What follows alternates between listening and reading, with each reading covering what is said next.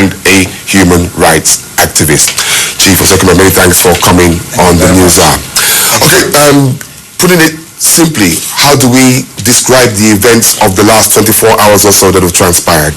I will describe the events as bizarre, a little bit on the unnatural side, and I'm quite scared, genuinely scared, as one of the very few Nigerians who fought for our present democratic experimentation, suffering many detentions in the process. One of those who was in the trenches. My fear is that we may be regressing or retrogressing back into a state of anarchy. We may be going back into a state of dictatorship, of totalitarianism, a state of near fascism, if care is not taken. It was Leonard Hand who once said that the only price we have to pay for our liberty is eternal vigilance.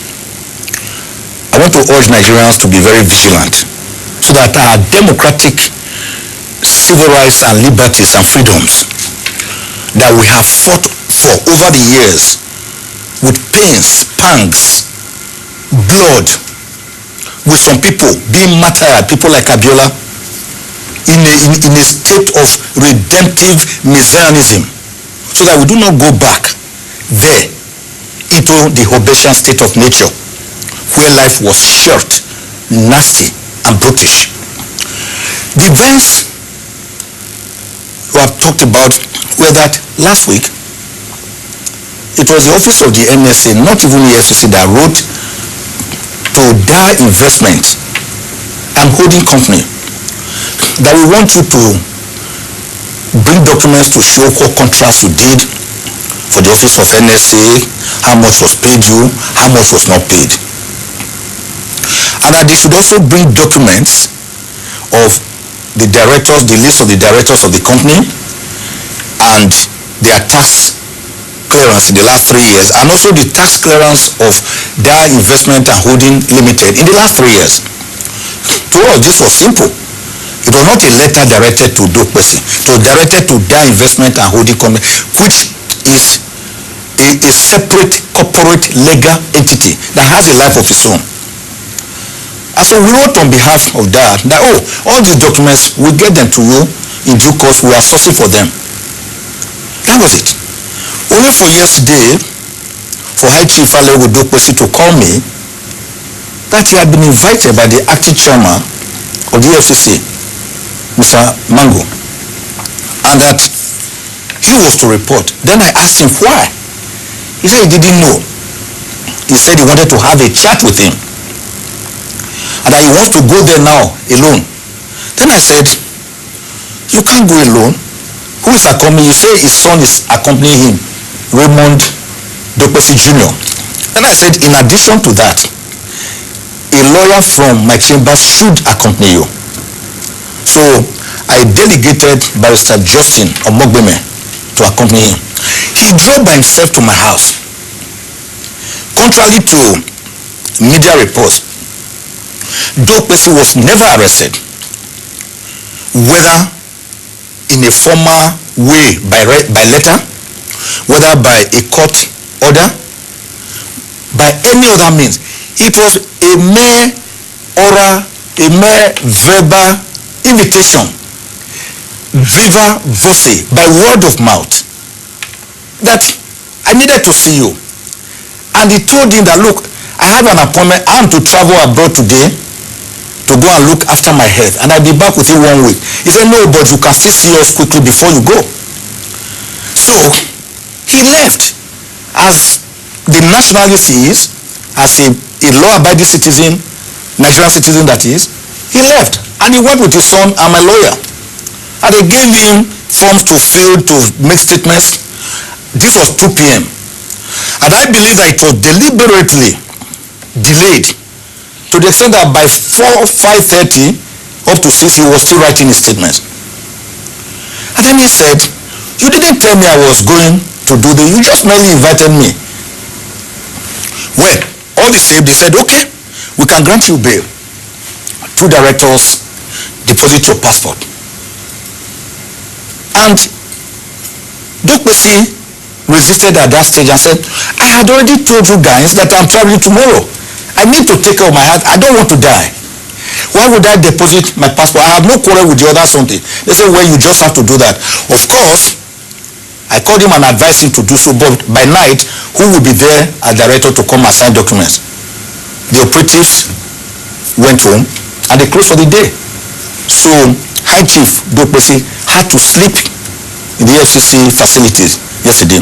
And this morning, we got moving and quickly got the 2 directors, got the passport, and we went there. By the time we got there, we were told, oh, we have gotten an order of a magistrate court to detain him. In other words, knowing that the law prescribes 24 hours within which you should release a person if you are not trying him, they decide to do what we call a holding charge. A holding charge has been declared unconstitutional and illegal, null and void by courts of law in Nigeria up to the Supreme Court in cases like Inwere versus COP, cases like Olaoye versus State, cases like Shagari versus State, cases like Onagorowa versus State, that there's something called a holding charge. You can't hold a person down in detention when you are not ready to prosecute him, so that you can give a verisimilitude of legitimacy to that detention. And so in all such cases, they have always annulled it. The next thing they did was to tell him they are going to search him as his counsel. I have not seen the detention order by the court. I have not seen the search warrant by the court. But I told him, in order for him to show that he has nothing to hide, go, let them go and search your place. And they took him away. So a lot of irregularities, a lot of infractions had already been committed by the Efcc. First, they tricked him. He was led on. They tricked him nicodemously, surreptitiously, clandestinely. They sold him a dummy. That we just want to have you and see you and chat with you. If they wanted to arrest him, there are laws. When you want to arrest a person, you tell the person, I'm going to arrest you. But we want to respect you. We want you to come by yourself to us. That person will still have submitted himself. But say, come for a chat. So what difference is that? What difference does that make? Oh, one is legal, the other one is illegal. Right. The one that is legal has to be in accordance with Section 36 of the Constitution, which gives us our rights, our liberties, our freedoms. Freedom to fair trial. Fair trial has as concomitant ingredients appertaining to it, necessary as a necessary corollary, the fact that you have to be given facilities to defend yourself. Firstly, you must also be told of what offense you have committed that you have been arrested for. Thirdly, you must be allowed to defend yourself either by yourself or through a lawyer of your choice. Fifthly, you must be given time and adequate facilities to defend yourself. So, from minute 1, when he was not told that he was being arrested, that was already a violation. From minute 2, when he was not invited and he was not told what his offenses were, but was given for to begin to fail, that was another violation. But all the time, he said he had to go along, so that they will see that he had nothing to hide. And then you now think of a more serious violation, having imposed conditions by yourself for administrative bail. Why don't you allow the person to carry out the administrative bail conditions so that he can go home and take care of himself? What you had to do now was to run behind the door to get an order from a court, a magistrate court that has no jurisdiction anyway to try a matter like this. Okay, Barrister, you just said something about what happened this evening, about the raid on his house, and you said it was probably the wisest thing to do since the High Chief had nothing to hide. Would you say that the actions of the EFCC operatives this evening has made the matter better or worse? Well, if they had a search warrant, then they are entitled to do that. I must not be understood to say EFCC cannot investigate any person. Oh no, far from it. I think I'm too old at the bar, 34 years, to say that, to talk like that. But our system of justice is accusatorial. It's not inquisitorial.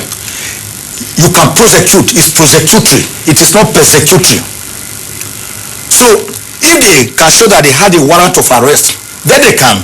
Even a governor, vice president, the Supreme Court, the court has held that they cannot be prosecuted while they are in office, but they can, however, be investigated. So the EFCC, as an adjunct of the third arm of government, the executive, can investigate a person if they feel an offense has been committed. But we also have the legislature to make these laws and the judiciary to interpret. And that is why we have the doctrine, the hallowed doctrine of separation of powers, and for them to counterbalance each other. But what I'm saying is that when you want to arrest a person, you have to follow the proper constitutional provisions. Because, mind you, we are operating a constitutional democracy. We're not operating, this is not a banana republic, for God's sake. This is 2015.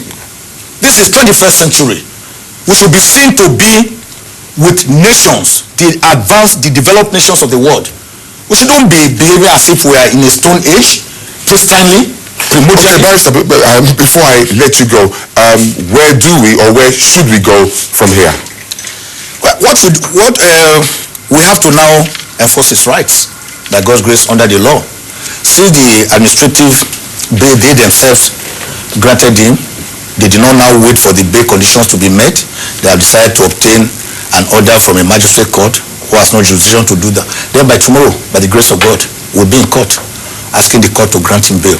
He's entitled to it. Under the Administration of Criminal Justice Act, whatever offense they say he has committed is a bailable offense. He has not been accused of treason. He has not been accused of murder, capital offenses. At worst, they are accusing him of misappropriation of funds or money laundering, to use their word, or their. So whatever it is, the offenses are available. We will approach a court of law. Thank God for the fact that the judiciary is still there as a sentinel, as a bulwark to defend the people's rights, the rights of the common man. And whenever we say the common man, people always think that the common man is simply the Franz Fanon's wretched of the earth, that man or woman that sells tomatoes or ice fish or crayfish. No, the common man could be a big gun, but who is facing a more powerful opponent that is out to oppress, to repress, to marginalize, to suppress that person. At that stage, it becomes the common man. So it is not necessary that your status in life or your wealth or your visibility determines whether you are a common man or not. The common man is the underdog when two forces meet and are play. Forces that are centripetal and centrifugal. All right then, I think we'll just have to leave it like that. We'll be monitoring the developments as they unfold. Thanks very much. Thank you. We're speaking with Chief Mike Ozekhome, Senior Advocate of Nigeria, constitutional lawyer, and a human rights activist. And he's been looking at the issues surrounding the series of arrests, particularly the arrest of High Chief Aliho Dokpesi and the raid on his house a few hours ago. Once again, Barrister, thanks for coming. Thank you very much. You are welcome, viewers. God bless you all. God bless Nigeria. Moving on the news now, and former Aviation Minister Femi Fani-Kayode has called on the federal government to strive at all times